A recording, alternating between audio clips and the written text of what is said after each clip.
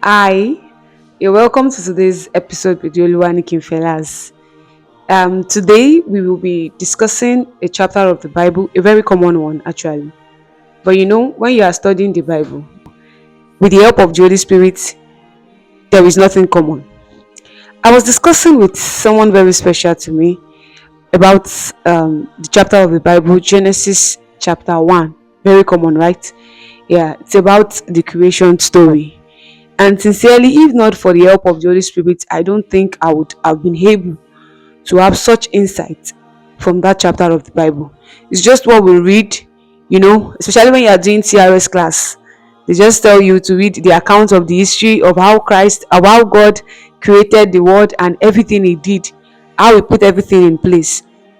And I was just reading it out to my special person, and the Holy Spirit opened my eyes to how God poured the whole of Himself into the creation of the world, the creation of the earth that He is not going to stay in, the creation of the earth that He will not live in. Everything that He did, how He called everything into order, how He put everything in place, just because of man, the work of His hands. Everything that He did, the sacrifice of working for 6 days and resting on the seventh day, just because of man, just because of the work of His hands. The earth that He's not going to stay in, the earth that He's not going to live in. And the Holy Spirit dropped some questions in my heart, which I thought to share with you. And it is, how much of you would you pour into a service, into a work that would not benefit you? How much of you are you ready to sacrifice, even if it is not going to pay you? How much of you are you ready to give, even if your name will not be written on the platter of gold? How much of you to what length can you sacrifice yourself? To what length can you sacrifice your talent? To what length can you sacrifice all that the Lord has given unto you? To what length can you sacrifice your time?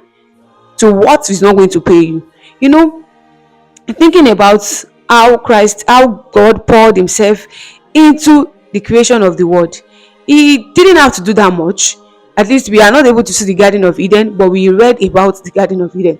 We read about all of the treasures, the virtues that place possess, just for man, not for God.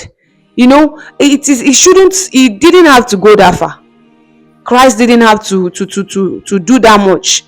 What propelled all of these sacrifices, what propelled all of this that God did, is His love.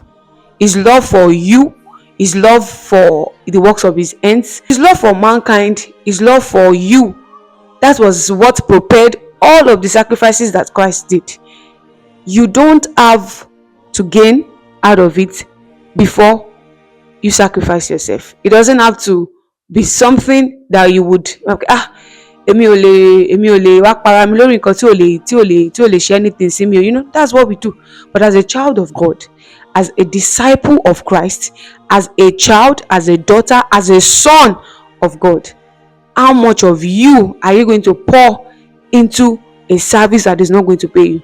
Today, I admonish us to please learn of Christ, to learn of God, to learn of this attitude that He has, of this character that He possesses, to learn of this virtue, to ask God for this kind of virtue, because it takes a man that has the heart of God. It takes the man that has been discipled by God. It takes a man that has been remolded by God to have this kind of heart, to be able to go to this kind of length, to be able to have this kind of heart of sacrifice.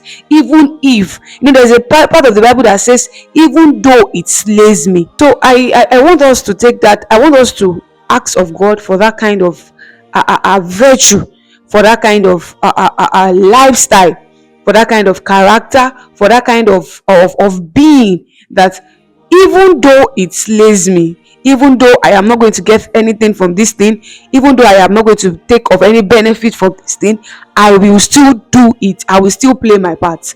I will still do it. I will still play my part. So I want you to ask of God to give unto you this kind of virtue and this kind of character. I see God helping you. Till we meet next time. Bye.